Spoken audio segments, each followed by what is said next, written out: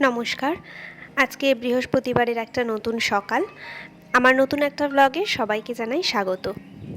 জানো তো, আজকে ভোরবেলা 6:30টার সময় ঘুম ভেঙে গেছে। সকাল থেকে কারেন্ট নেই। তারপর ছাদে এসে দেখি ঝিরিঝিরি করে বৃষ্টি পড়ছে। কিন্তু স্কুল আছে, স্কুলে তো যেতেই হবে। বৃষ্টিটা যদি না কমে কী করে যাবে ওরা স্কুলে, ওটাই ভাবছিলাম। যাই হোক, বৃষ্টিটা একটু ধরতে তারপরেই যে 7:45 বাজে, মাম্মামকে ডেকে তুলে নিয়েছি। আচ্ছা, মায়েরা কখনো ক্লান্ত হয় না বলো? যদিও কোনোভাবে তাদের শারীরিক বা মানসিকভাবে তারা ক্লান্ত হয়ে পড়ে, তাও তাদের সন্তানের জন্য ভালোবাসা বা ত্যাগের কোনো সীমাই নেই। মায়েরা হলো এক অসীম শক্তি আর নিঃস্বার্থ ভালোবাসার প্রতীক।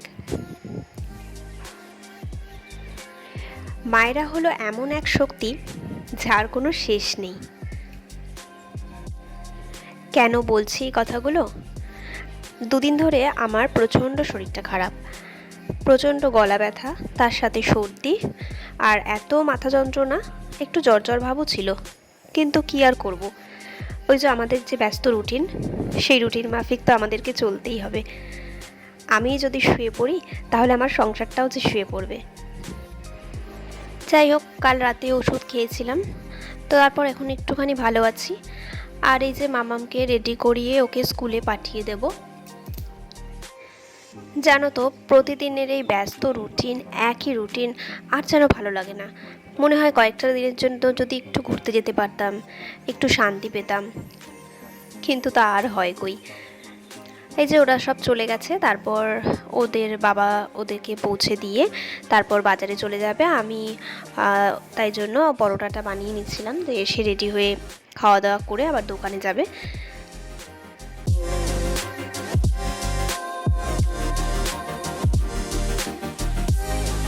বাড়ি এখন পুরোই ফাঁকা। মাম্মাম তো চলেই গেছে আর ওদের বাবা দোকানে চলে গেছে খেয়ে। খালি ছোটো রানীকে খাইয়ে দিয়ে এখন ছোটো রানী খেলছে, আর আমি স্নান করে চলে এসেছি ঠাকুরের পুজো দিতে। আজকে আবার পূর্ণিমা, তো গুরু পূর্ণিমা, আজকে বৃহস্পতিবার পূর্ণিমা। ভালো দিনেই আজকে পূর্ণিমাটা পড়েছে।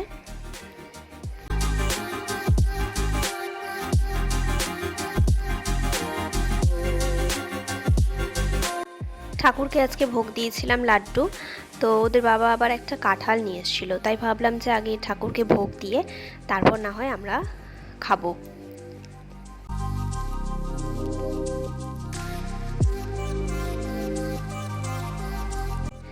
দেখো, এখন বাজতে যায় 11:30।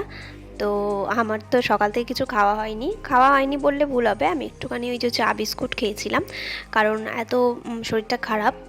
উপোস করেই পুজো দিই আমি, কিন্তু মানে যেহেতু শরীরটা খারাপ, খুব মাথা ব্যথাও ছিল, যার কারণে ভাবলাম একটু চাটা না যদি খাই তাহলে অতক্ষণ আমি থাকতে পারবো না। শরীরটা ভালো থাকলে হয়তো পুরো উপোস করেই দিতাম।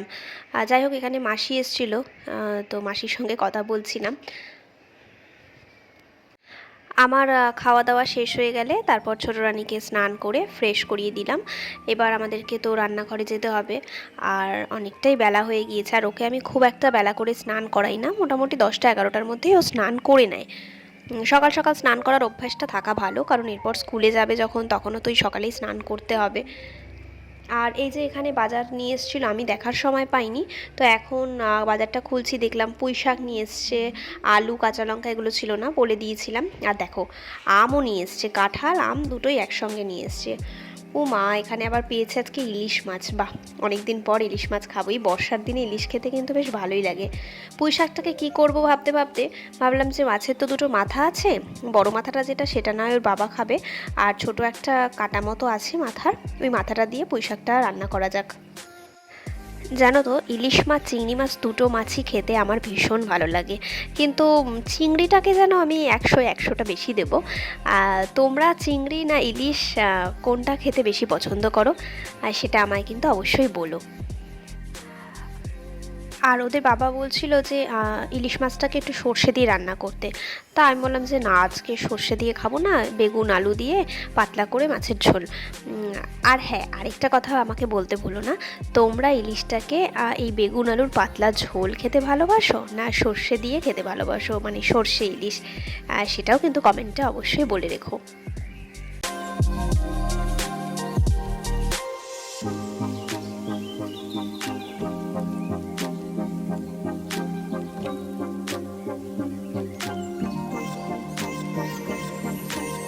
আহা, দেখতে কি সুন্দর হয়েছে তাই না?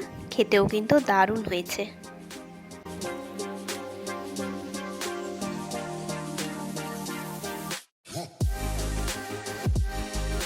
খাওয়া দাওয়ার পরে দেখি বাইরে ধীরে ধীরে বৃষ্টি শুরু হয়েছে, তাই গিয়েছিলাম ছাদে কাপড়গুলোকে তুলতে।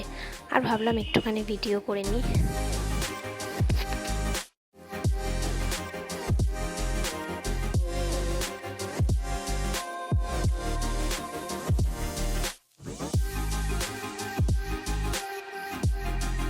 মাম্মামের তো স্কুল থেকে আসা হয়ে গিয়েছিল, তো ওইটার ভিডিও করা হয়নি। তো এখানে আমরা বিকেলবেলা এই যে চা বিস্কুট নিয়ে চলে এসেছি। তারপর মাম্মামের পড়া হয়ে গেলে আজকে একটু বেরোবো প্ল্যান করেছিলাম। তো মাম্মামি প্ল্যান করেছিল, অনেক দিন ধরে ও বলছিল এক জায়গায় যাবে। তো কোথায় যাব সেটা চলো রেডি হই, তারপর দেখাচ্ছি কোথায় যাব। আর এই চুড়িদারটা আমার বিয়ের আগের, জানো তো, অনেক দিন ধরে পরা হয় না।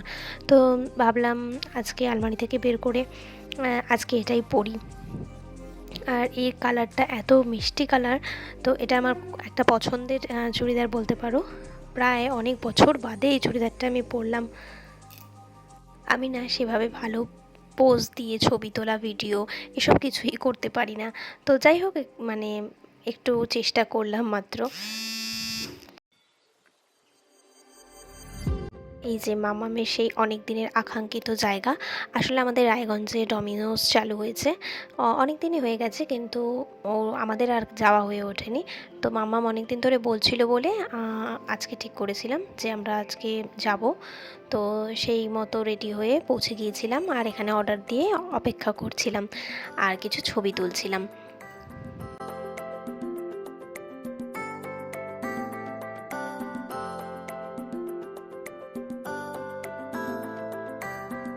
ভেতরটা খুব সুন্দর করে সাজানো, জানো তো।